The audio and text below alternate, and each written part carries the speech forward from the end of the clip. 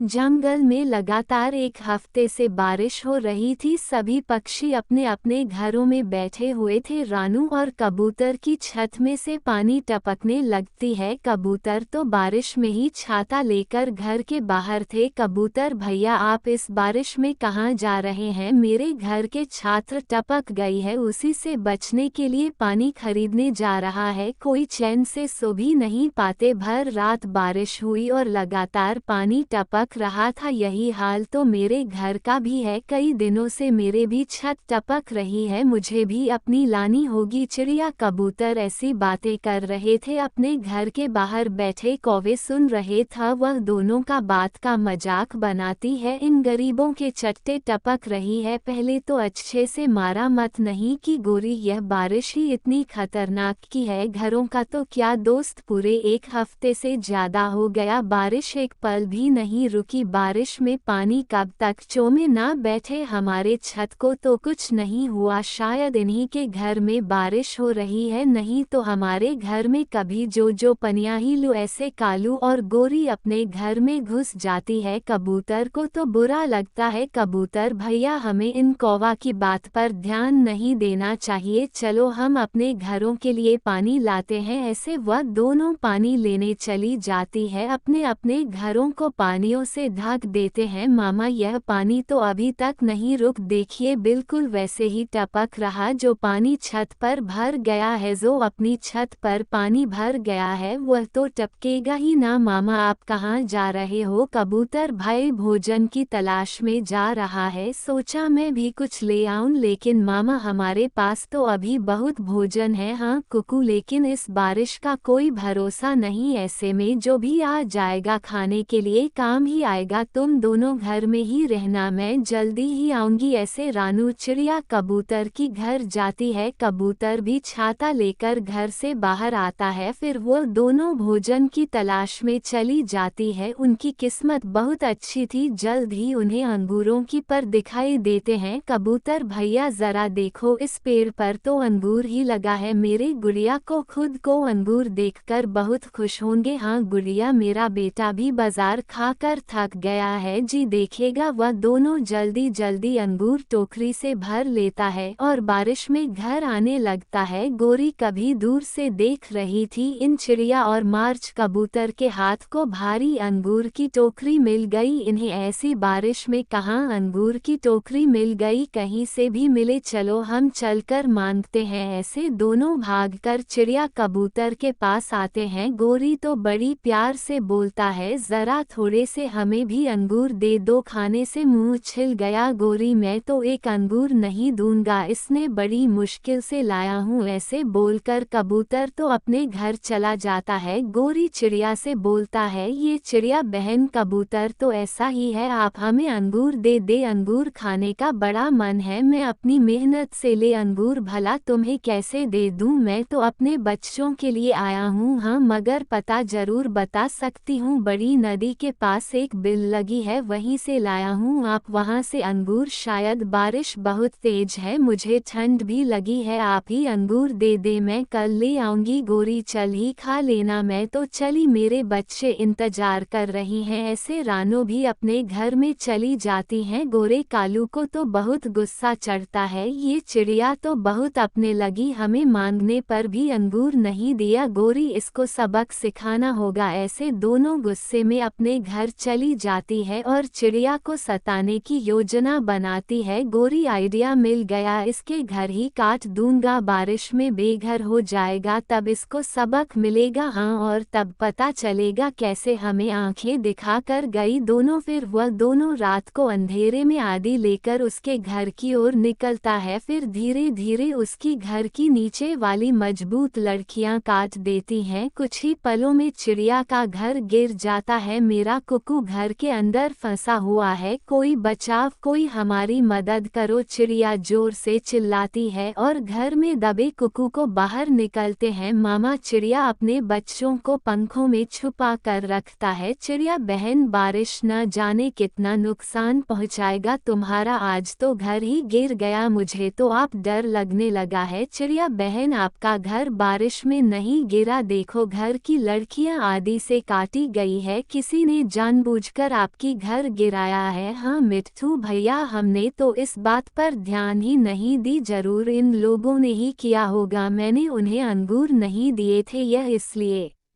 क्या होगा मामा, अब हम कहाँ रहेंगे? माफ़ करना चिड़िया बहन, मैं अपने घर ले जाता हूँ तुम्हें, लेकिन मेरा घर तो बहुत कमज़ोर है, वह सब का वज़न नहीं झेल पाएगा। चिड़िया बहन आप मेरे घर चलो, ऐसे में बाहर कहाँ रहोगे? कहीं मेरे बाज़ार से आप भी बेघर हो गए तो मैं अपने आप को कभी माफ़ नहीं कर पाऊँगा। फिर चिड़िया बहन आप कहाँ जाओगे? बस आप मेरा छोटा सा भाषा का घर बनवा दो, मैं आपका यह एहसान कभी नहीं भूलूंगा। चिड़िया बहन आप एहसान की कोई बात नहीं, मैं बस को ढेर सारे ले आऊंगा, लेकिन मुझे उनसे घर बनाना नहीं आता। कोई बात नहीं, आप दोनों सिर्फ 5 लाख कर दे घर बनाना, मैं जानती हूँ, मैं अपनी माँ से घर बनाना सीखी हूँ। ऐसे कबूतर मिट्ठू ढेर सारा बॉस लाकर उन्हें देता है, उनका छोटा सा घर बस का बनकर तैयार हो जाता है। चिड़िया अपने घर में चली जाती है, दूसरी ओर कालू का घर भी गिर जाता है। मेरा बस ही दिख नहीं पाया, अब हम क्या करेंगे? जैसे चिड़िया का घर कबूतर मिथुन ने मिलकर बनाया, हम भी उनकी मदद लेकर बसों का घर बनाएंगे। अब जल्दी चलो। ऐसे वह दोनों भागकर मिट्ठू के घर जाता है, लेकिन वह तो साफ साफ मना कर देते हैं। फिर वो दोनों कबूतर के पास आते हैं। घोड़ी और कालू, मेरे पास समय नहीं है, आप किसी और से मदद ले कालू, चिड़िया जरूर हमारी मदद